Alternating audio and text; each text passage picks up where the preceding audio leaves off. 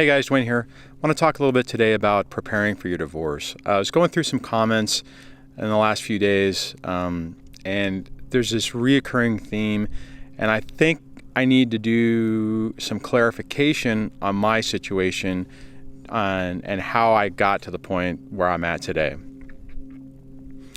Now, one of the things early on, I had a lot of people give me advice, not specifically about dealing with a narcissistic parent, but I was really fortunate that people gave me advice that actually worked with it. And what I mean by that is stereotypically, whenever a guy goes through a divorce, you tend to start it out trying to be a peacemaker, and you want to make things as easy as possible. So you make decisions in that where you don't push for custody right up front. You don't set up boundaries. I mean, it's the same thing that we go through within this relationship, but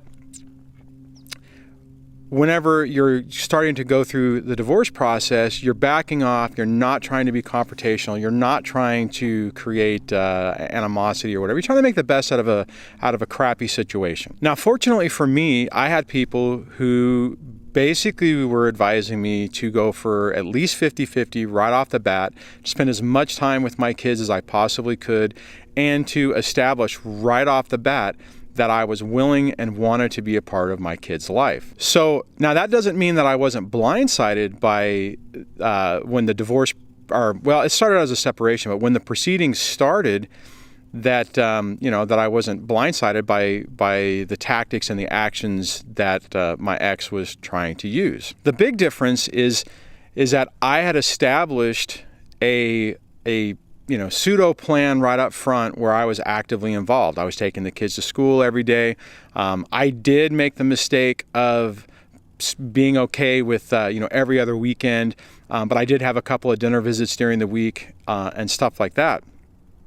But I was trying to be actively involved. I made sure the place I had that I moved into had the room for the kids. And now a lot of this all came about from conversation with other people and anecdotal stories and stuff like that, to where I realized that my best opportunity for success was making those key decisions up front to position myself to be in that best position. And what I mean is that, okay, so for instance, when I first left, we had a travel trailer, and I had entertained the idea of living in the travel trailer, to try to keep costs down, park it someplace, that type of thing. Now, anyone who's gone through this before is probably going, oh my God, because it's like, you play it out in your head. You play the scenario out in your head. Okay, so if I would have done that, then I would have been living in a trailer, and as soon as the divorce proceedings started, the question would have been, well, how can you take care of your kids when you live in a travel trailer? And it's the same thing. Like, let's say you move into a house, or you move in with your friend and you're sleeping on their couch. The same type of thing. It's like, well, how can you have your kids whenever you live on someone's couch, or you only have a 1-bedroom, or you have a 2-bedroom, but you have, boys and girls and they can't be in the same room. All these type of things that they can use against you. So I was really fortunate that the decisions I made early on put me in a situation, and guys, it was basically by accident. I mean, it wasn't like I knew what I was dealing with and I was making strategic decisions to make the right decision to put myself in a better position. I was just lucky. I had somebody early on tell me that one of the biggest mistakes they made was, not actively going after their kids, or not pushing for their visitation, or whenever the kids didn't want to see them, basically saying, okay, well, they don't really want to see me, so we'll just do it a different time. And basically establishing a pattern that they're not really that involved. Okay, the other thing is like the smear campaign stuff. And what I mean by that is I didn't necessarily believe that my ex was going to go down that vindictive route. I didn't see it. I was still in that illusion, and I thought that we were going to be able to be civil about it, and things were going to be amicable. Then we'd be able to co-parent and all that kind of stuff. But I had a bunch of people telling me that I should stay away from her. I mean, let me back up. There was a lot of people who saw the writing on the wall on what the potential was. And like I said before, I didn't necessarily believe it. But what happened is it was in the back of my mind that it was a possibility. So when those things started to happen, well, two things happened. One, it freaked me out because I couldn't believe that the person that I thought that I, had been in love with would be so vindictive and, basically evil. I mean, maybe that's a hard term, but I mean, to stoop to tactics and smear campaigns and stuff like that were just amazing. Now, the good part about it is in the back of my mind, I had that it was a possibility. So when it happened, I was immediately able to modify my tactics on what I was doing to minimize the damage that could happen to me. So let me give you an example. What I mean is I had a friend of mine who routinely said in the beginning of this, because I was going over and picking the kids up, and he's like, I don't know why you're doing that. Why are you even every time you're around this person, you are putting yourself at risk. And I was like, no, I mean, it's better for the kids if we can get along and stuff like that. I mean, to the point where I would go over in the morning, go inside the house to pick the kids up, be like, okay, guys, come on, we got to go. Because I would take them to school in the morning. And I didn't necessarily, it wasn't a great situation, but it was okay, right? But as soon as things went south, that stopped. That I did not do that anymore. And I'll tell you, for me as a kid, when I was growing up, one of the things I hated, and for the longest time in my life, even into adulthood, it would give me an emotional flashback of anger when I heard someone honk, right? The worst thing for me was when I was growing up was that, my dad pulls up, honk, honk, won't come out of the car, won't do anything. I get it now, but I wasn't going to do that to my kids, right? I had a really bad experience with that. So initially that's that's the reason why I did some of the things I did, because I didn't want to do that. When this thing immediately went south, I still wouldn't do it. I would pull up to stay in the car, and then I would text the ex saying, hey, I'm here, send the kids out.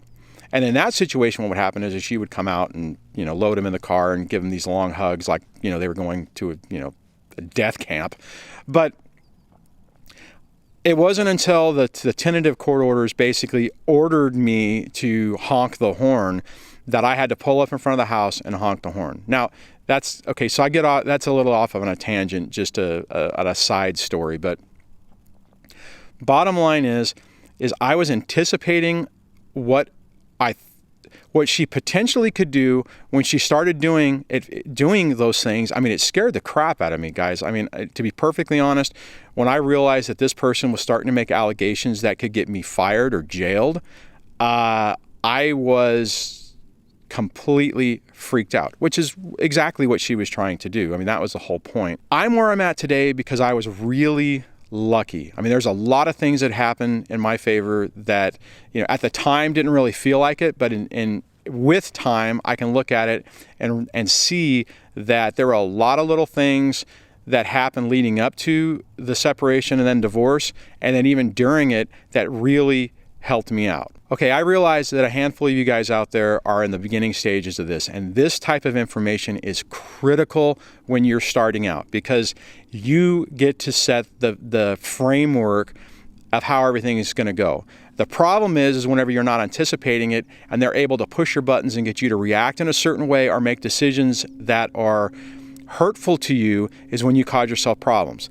Like I said before, had I moved into a different situation, it would have made it harder for me to actually be in a position to parent my kids. Now, that doesn't necessarily mean that I wouldn't have been able to fight it and ultimately win, but it would have complicated it.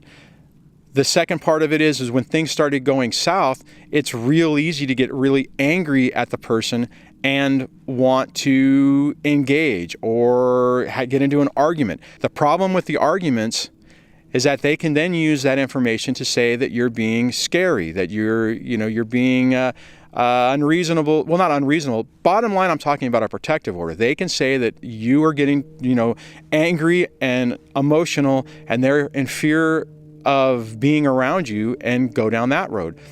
So you have to take active steps to pause on what you're dealing with, look at what's going on, and make decisions that minimize or mitigate those risks. And it's critical. What I mean by that, like, okay, so for instance, if things are getting really tense, or if they're saying stuff in court paperwork, lawyer documents are actually going to court saying that you're mean and scary and out of control or whatever, but they're acting normal or nice, like everything's great, the problem with that is they're doing that to lull, in my opinion, to lull you in, to push your buttons, so that they can have this image that they're just, I'm just sweet. Why are you so angry? Because you're being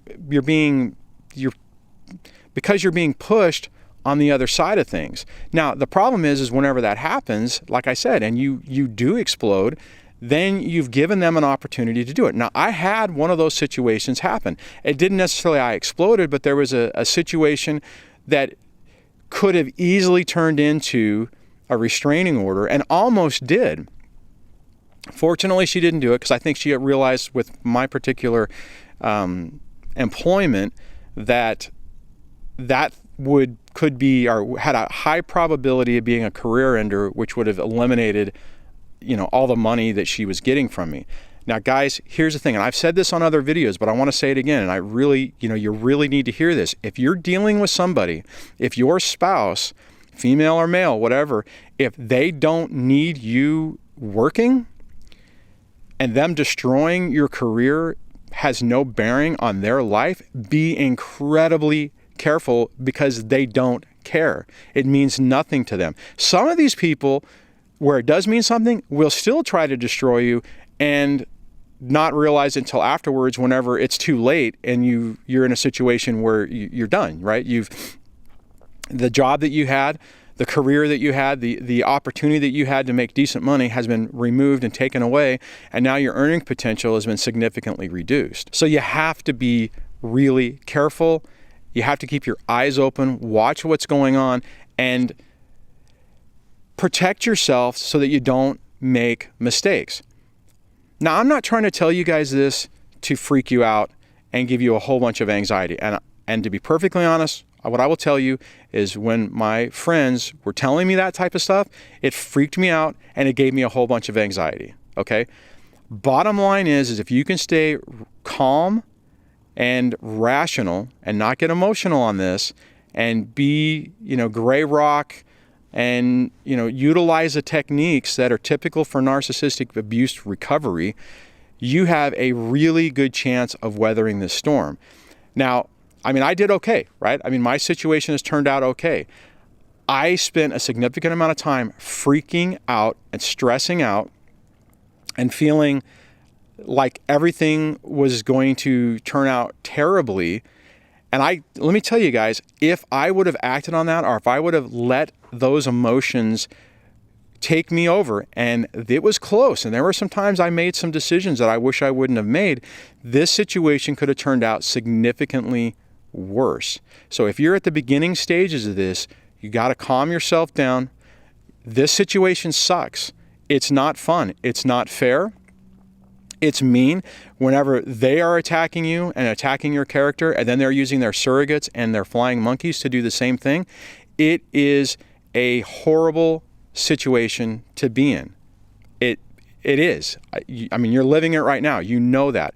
But you have to get yourself under control. As soon as you get yourself under control, you start mitigating the power that they have over you, the power those surrogates have over you, and you start making decisions that help your situation. Okay, so I'm going to wrap this video up.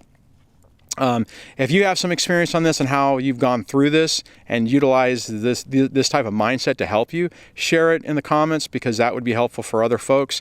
If you're having a hard time and you want to talk about it, put that in the comments as well. If you like the video, give it a thumbs up. If you know somebody who's going through this and it's the beginning of stages of this, and you suspect that their friend or not friend, but their ex falls into this category, share this video with them, because the sooner you realize, or the sooner they realize what's going on, the better off they're going to be. And on that, I will talk to you guys in the next video. Take care. Bye.